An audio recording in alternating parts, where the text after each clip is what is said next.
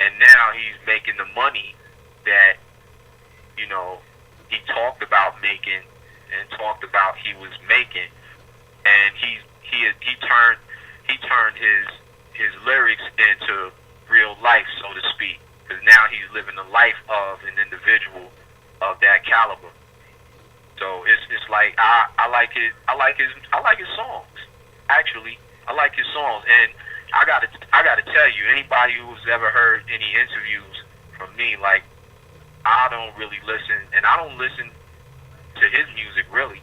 I mean, most of the music I hear, to be honest with you, I hear it by accident.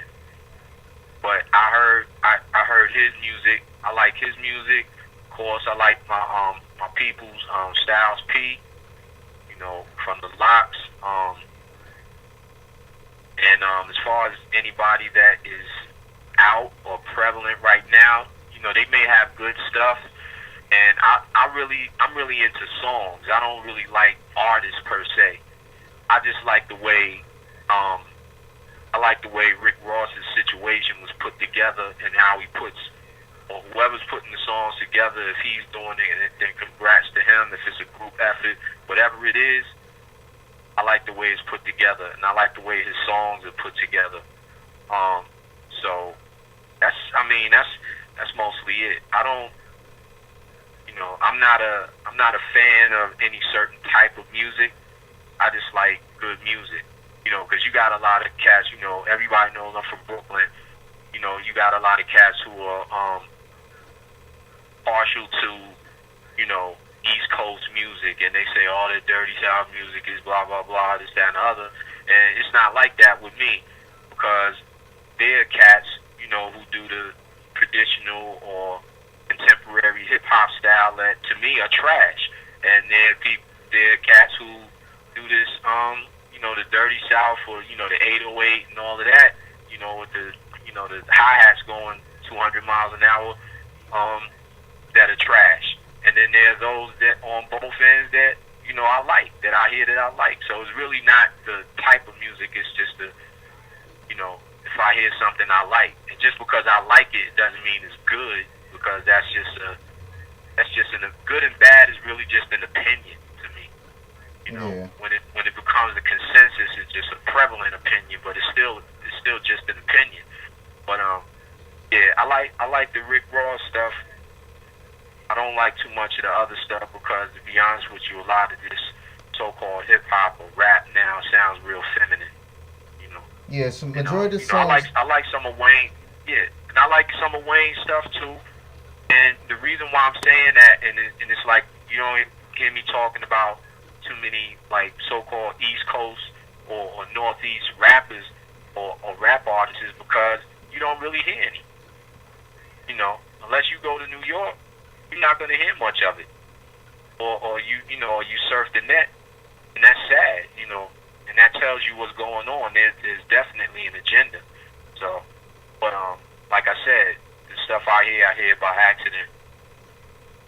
That's just how it is. Yeah, man. I want to ask you. It's playoff time, man. Who you rocking with in sports?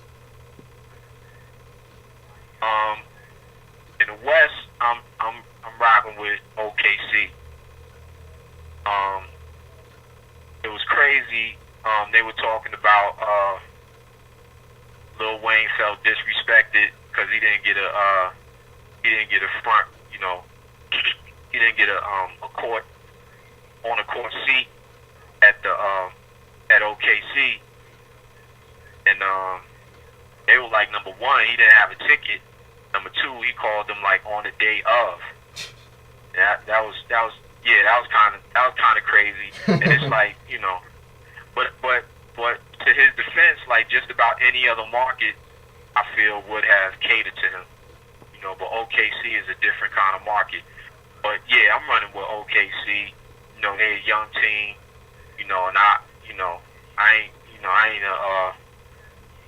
I ain't the youngest cat out here, but I got a real young heart. And I still run, still play ball, and other things that I've been doing since I was 19. Besides the weed, but Yeah. but Yeah, but I'm running with OKC. I like their talent. They got a strong team, and I just like the. I'm just one of those cats. I like the wealth to be spread around. Like I'm rooting for the Heat. For the East. You know, because all of the talk about the legitimacy of LeBron James and I mean he's legitimate. And everything he does. They question his judgment. He can't miss a shot. He can't do anything wrong, but he'll turn around and score like 32, 35 in the game that they win. But ESPN will take the time to sit around and talk about a shot that he missed. Stupid shit like that. But I root for them. Because I like his game. He has a strong game. He kind of reminds me of another favorite player that I had, but he had. LeBron is more multifaceted than this player, but on the power game, he had the same type of game, and that was like Sean Kemp.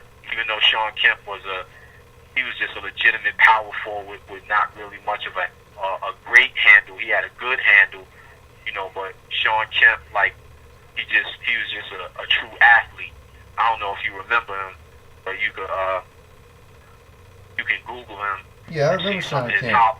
Yeah, check some of his highlights. Like Sean Kemp was incredible, incredible talent.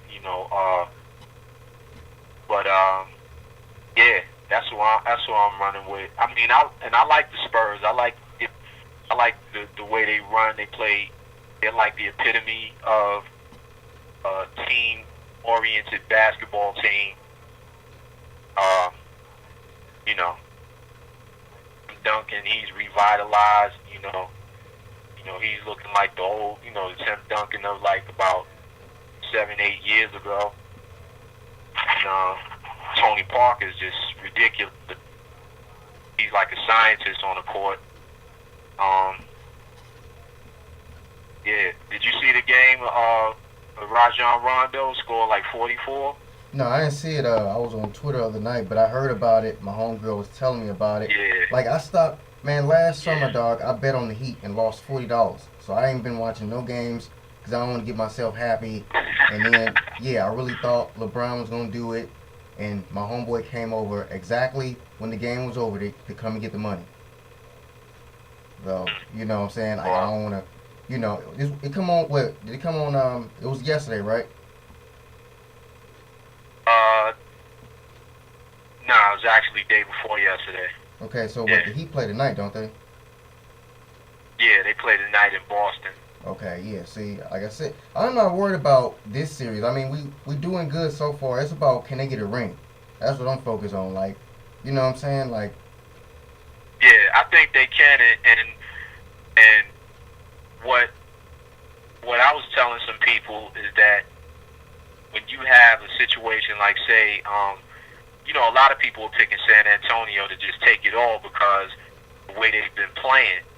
But every team has an Achilles heel, and I think that OKC has exposed, their Achilles heel, and I think what it is with San Antonio, they have like one of the best high pick and rolls. High pick and roll with a combination of enough talent hanging around that 3-point line, and that's where they really kill everybody. Because I remember watching the game last year, Miami versus San Antonio, and San Antonio blew them out. They didn't blow them out because they with physicality and everything. They just had like 3 guys who could shoot that 3-pointer just hanging out